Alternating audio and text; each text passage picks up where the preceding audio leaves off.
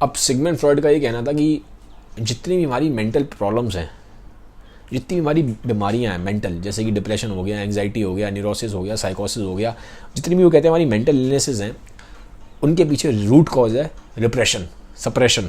ठीक है, टेक्निकली थोड़ा डिफरेंट चीज़ें हैं, लेकिन अभी यहाँ पे कहने के लिए मैं दोनों को इंटरचेंजेबल कर रहा हूँ। रिप्रेशन मान के चलो, रिप्रेशन का मतलब क्या? चीज़ों को दबाते जाना। वो कहते हैं कि जो मॉडर्न मैन है वो चीज़ों को बहुत दबाता है। जैसा जब इंसान जंगलों में था तो चीज़ों को दबाता नहीं था, इमोशंस और फीलिंग्स को दबाता नहीं था, जैसी थी वैसा का वैसा एक्सप्रेस कर देता है। लेकिन आज के में जो मॉडर्न मैन है वो चीज़ों को बहुत दबाता है।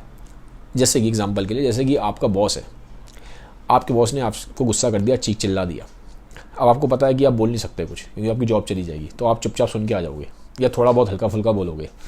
बट अगर मान लो जंगलों में आप रहते, लाखों साल पहले जब इंसान जंगलों में था, तो अगर कोई ऐसे चिल्ला रहा है और अगर वो फिजिकली वीक है सामने वाले से, तो जो फिजिकली स्ट्रॉन्ग है वो ऑब्वियसली वहाँ रिटेलिएट करेगा, लड़ाई दंगे होंगे, ठीक है, झगड़ा होगा, और वो जो फिजिकली वीक है वो पिटपिटा जाएगा, काम खत्म हो जाएगा, वो वायलेंस होगा और मारा जाएगा।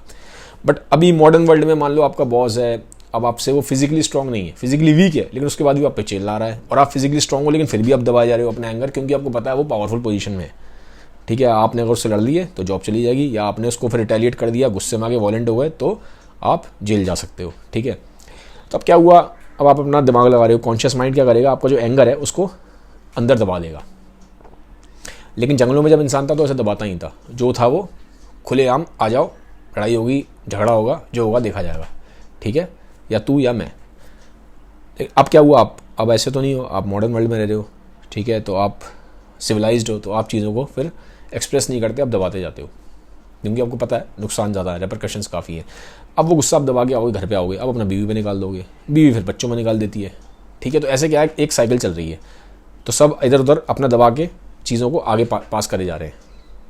तो एक तरह की मैडनेस है।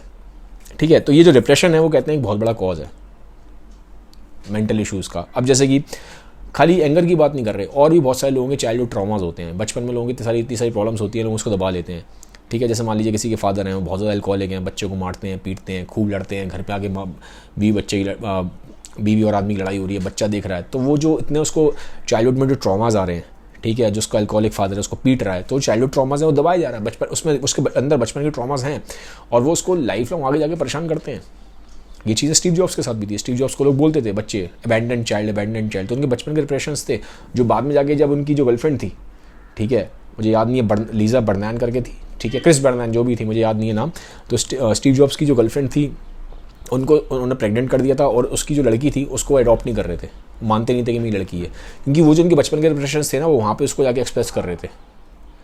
ठीक है, ऐसी सेम प्रॉब्लम स्टालिन के साथ थी। जोसेफ स्टालिन का हाथ तोड़ दिया था, रशिया का डिक्टेटर था, उसके फादर अल्कोहलिक था, मारता था, पीटता था, स्टालिन का हाथ तोड़ दिया। तो स्टालिन ने क्या किया? वो डिप्रेशन, गुस्सा अपने अंदर रखा, बड़ा होकर फिर उसने लाखों लोगों को मरवा दिया स्टालिन ने। हिटलर के साथ भी इस तरह से था। हिटलर का जो फादर था वो सिविल सर्वेंट था, वो चाहता था कि हिटलर सिविल सर्वेंट बने, लेकिन हिटलर कहता था मैं पेंटर बनूंगा। बहुत ज़्यादा झड़प होती थी, ठीक है, बहुत लड़ाई होती थी, तो चाइल्डहुड ट्रॉमास हिटलर के साथ भी थे। तो बड़ा होकर क्या किया उसने? फिर आप देखते ही हॉलोकॉस्ट किया, कितने लाखों करोड़ों ज्यूज़ को मरवा दिया हिटलर ने। तो चाइल्डहुड ट्रॉमास बहुत स्ट्रॉन्ग होते हैं, ठीक है, लाइफ लॉन्ग आदमी को जो उसका चाइल्डहुड है वो अफेक्ट करता है। कुछ ना कुछ प्रॉब्लम्स होती हैं, हर एक लोगों की डिसफंक्शनल फैमिलीज़ हैं, अल्कोहल इश्यूज़ हैं, सिंगल मदर्स हैं, तो इतनी सारी प्रॉब्लम्स हैं, वो बच्चे पे इम्पैक्ट रहता है, और बाद में जाके जब वो बच्चा बड़ा होगा तो बहुत ज़्यादा सीवियर मेंटल इश्यूज़ कॉज होते हैं। फिर फोबियाज़ की बात मैं अगर करूँ, फोबियाज़ भी हमारे देखो बचपन में कहीं ना कहीं फोबियाज़ का कनेक्शन होता है। ठीक है, किसी को पानी से डर लग रहा है, किसी को अंधेरे से डर लग रहा है, तो बहुत सारे तरह के उसमें कनेक्शन है। एवोल्यूशनरी रीजंस भी होते हैं उसके, अभी उस पर मैं नहीं जाऊँगा, बट आपको मानना पड़ेगा कि जो चाइल्डहुड है वहाँ जो चीज़ें दबी रह गई हैं वो आप पे इम्पैक्ट डाल रही हैं, हम सब पे इम्पैक्ट डाल रही हैं। ये सब फ्रॉइड का कहना है। ठीक है, फ्रॉइड, कार्ल जंग, एडलर, ये जो इनकी लाइनेस थी, इन्होंने काफ़ी काम किया है ह्यूमन के सबकॉन्शियस पे, कलेक्टिव अनकॉन्शियस पे, इन चीज़ों पे काम किया है। ठीक है, फिर खाली एंगर और चाइल्डहुड ट्रॉमाज ही नहीं है, फ्रॉइड का ये भी कहना था कि हमारे बहुत सारे ऐसे इमोशंस हैं जिनको हम दबाते जाते हैं अंदर, जैसे गिल्ट का इमोशन हो गया, शेम का इमोशन हो गया, ठीक है, और सबसे पावरफुल इमोशन जिसके ऊपर तो फ्रॉइड ने बहुत ज़्यादा बात की है वो है सेक्स। ठीक है, सेक्स एक्सट्रीमली पावरफुल इमोशन है, और हम उसको बहुत रिप्रेस करते हैं क्योंकि सोसाइटी को चलाने के लिए ज़रूरी है, लेकिन वो जो रिप्रेशन है वो हमें प्रॉब्लम में डालने स्टार्ट कर देता है। ठीक है, तो ऐसा ये सब फ्रॉइड का कहना है। देखो फ्रॉइड ने ये भी कहा था कि एक उनकी किताब है, बहुत अच्छी किताब है, डिसकंटेंट्स ऑफ द सिविलाइजेशन, मतलब वो कह रहे थे कि जब आदमी जंगलों में था और जब वो बाहर आगे सिविलाइज्ड हो गया है, तो सिविलाइज तो हो गया है, और उस सिविलाइज होना उसका ज़रूरी था, तभी सोसाइटी आगे चलेगी, नहीं तो हम चल नहीं पाएंगे। हर आदमी अगर अपने सारे इमोशंस बाहर एक्सप्रेस करने लग जाएगा तो वॉयलेंस हो जाएगा, बहुत ज़्यादा क्योस फैल जाएगा, सोसाइटी चल नहीं पाएगी आगे, ठीक है। लेकिन वो कहते हैं सोसाइटी को चलने के लिए ज़रूरी है इमोशंस को हम रिप्रेस करें, दबाएं, लेकिन उसकी वजह से क्या हुआ, इंडिविजुअल सफ़र करता है, रिप्रेशन आएंगे तो इंडिविजुअल सफ़र करेगा। तो कहते हैं कि सिविलाइजेशन का ये ना एक साइड इफेक्ट है, डिसएडवांटेज है।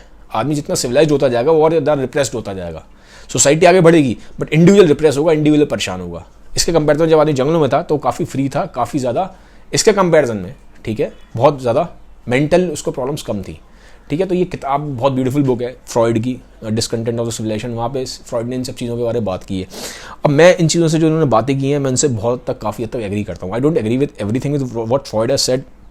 फ्रॉइड की बहुत सारी चीज़ें अभी भी हैं, उनका ऑडिपस कॉम्प्लेक्स है, आईडी सुपर ईगो, काफ़ी चीज़ें काम करती हैं, काफ़ी चीज़ें उनकी डिस्प्रूव भी हुई हैं, और बहुत सारा वर्क फ्रॉइड का क्या है, उसको आप प्रूव या डिस्प्रूव कर ही नहीं सकते, ठीक है। लेकिन अगर आप अपने पर्सनल एक्सपीरियंस से भी देखोगे, जो हमारे अंदर दबी हुई इच्छाएं हैं, जो हमारे अंदर दबी हुई डिज़ायर्स हैं, इनफैक्ट वो तो ये बोलते थे जो ड्रीम्स में भी आप देखते हो, ड्रीम्स आपको आते इसलिए क्योंकि जो आपकी अनफुलफिल्ड विशेज़ हैं, अनफुलफिल्ड जो आपकी डिज़ायर्स हैं, वो आप ड्रीम्स में पूरी करते हो। ड्रीम्स देखता ही आदमी इसलिए, ये फ्रॉइड का कहना था। उनकी बुक भी है बहुत सुंदर, इंटरप्रिटेशन ऑफ ड्रीम्स, इसके बारे में पूरा उन्होंने बताया हुआ है। कार्ल जुंग ने भी काफ़ी बात की है इसके ऊपर, ड्रीम्स के ऊपर। तो मतलब ये है कि वही कहते थे जो भी चीज़ें हमारे अंदर दबी जा रही हैं, जो भी इमोशंस हैं, जो फीलिंग्स हैं, ठीक है, जो हमारे अंदर दब रही हैं, दबी रहती हैं, तो और ये एनर्जी है ना जो अंदर दबी हुई है, जो बाहर नहीं आ पाई है, हमें परेशान करती है। Beat of anger, beat of shame, beat of guilt, beat of sex. Anger और सेक्स पे उन्होंने ज़्यादा बात की हुई है, क्योंकि वो कहते हैं ये दो प्राइम और बड़े फंडामेंटल इमोशंस हैं, एक सर्वाइवल के लिए बहुत ज़रूरी है, क्योंकि एंगर और फियर आपस में एक साथ साथ चलते हैं, तो ये सर्वाइवल के लिए ज़रूरी है। सेक्स आपका प्रोजेनी के लिए, रिप्रोडक्शन के लिए ज़रूरी है, क्योंकि ह्यूमन बींग्स भी सर्वाइवल और सेक्स के राउंड ही घूमते हैं। तो ये इनकी इस तरह से उन्होंने बातें की हैं, जो अभी आप देखोगे एवोल्यूशनरी साइकोलॉजी इन उसकी बहुत सारी बातों को कन्फर्म भी करती है। तो अब अगर मैं देखूंगा इन जनरल, अगर आप फ्रॉइड की माने या इन सब की सुने, तो depression is aggression turn towards one self. जब हम अंदर इमोशंस को दबाते जाते हैं तो जो अंदर दबी हुई एनर्जी है वो हमें ही परेशान करना शुरू कर देती है, तो इसी से डिप्रेशन बनता है, ठीक है। अगर आप इनको समझोगे, I am talking about as per the point of view of Freud, Jung, Adler, ये जो तीन थे, इनके बारे में ज़्यादा मैं बात कर रहा हूँ, ठीक है, क्योंकि इन्होंने थोड़ा सा ज़्यादा काम किया हुआ है सबकॉन्शियस और अनकॉन्शियस माइंड पे, वो हिस्सा माइंड का जो हम नॉर्मली हमें उसके बारे में पता ही नहीं है, ठीक है। इसीलिए अगर आप देखोगे आदमी को पता ही नहीं चलता वो एकदम से कैसे बिहेव करने लग जाता है। आपने देखा मॉब का बिहेवियर देखा है, मॉब एकदम से क्यों पागल हो जाता है, वायलेंट हो जाता है, एग्रेसिव हो जाता है। कहाँ से आ गया मॉब में इतना एग्रेशन और वायलेंस?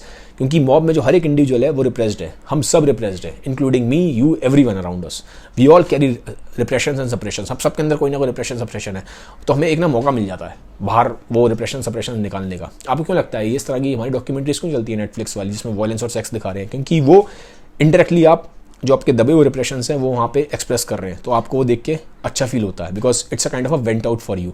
आप एक्सप्रेस कर पा रहे हो उसको, वो आपके लिए कैथारसिस है। जो आपके दबे हुए रिप्रेशंस हैं वो देख देख के वो चीज़ें आपकी बाहर आ रही हैं, ठीक है। तो एक तरीके से अगर हम इस पर्सपेक्टिव को लेकर चले, जो मैंने पढ़ा, जो मैंने समझा, तो मेरा ये मानना है कि बहुत हद तक खाली डिप्रेशन ही नहीं, आप देख लो कोई भी और जो बीमारियां मैं मानता हूँ, चाहे वो एंग्जाइटी हो, चाहे जनरल एंग्जाइटी डिसऑर्डर हो, चाहे OCD हो, जितनी भी मेंटल प्रॉब्लम्स है, मुझे लगता है कि कहीं ना कहीं उसमें रिप्रेस्ड एनर्जी का बहुत ज़्यादा स्ट्रॉन्ग रोल है, बहुत स्ट्रॉन्ग रोल है, ठीक है। अब मैं एक चीज़ मैं दोबारा बोलूँ, आप जो ट्रीटमेंट कर रहे हो आप वो करते रहो, ठीक है। आप अपने काउंसलर के पास जाते रहो, साइकोथेरेपिस्ट के पास जाते रहो, अपने साइकेट्रिस्ट के पास जाते रहो। उसको बिल्कुल भी किसी भी तरीके से आपको टच नहीं करना, उसको ख़त्म नहीं करना, ठीक है। वो आपको कंटिन्यू करना है, because I am not a psychologist, I am not a psychiatrist, I am not a expert in anything like that, ठीक है। मैं कोई मेंटल हेल्थ एक्सपर्ट नहीं हूँ, मैं सिर्फ अपना एक ओपिनियन, एक पर्सपेक्टिव रख रहा था। तो कुछ चीज़ें मैं आपको बताऊँगा, आप इनको ट्राई कर लो, तो हो सकता है अगर आप किसी मेंटल हेल्थ इश्यूज से सफ़र कर रहे हो तो ये आपको हेल्प करे, ठीक है। तो मैं थोड़ा अपना एक पर्सनल ओपिनियन दे रहा हूँ।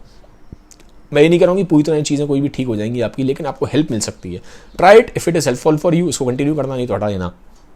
तो कुछ पहला पॉइंट ये है, मैं बोलूँगा आप बिजी रहो।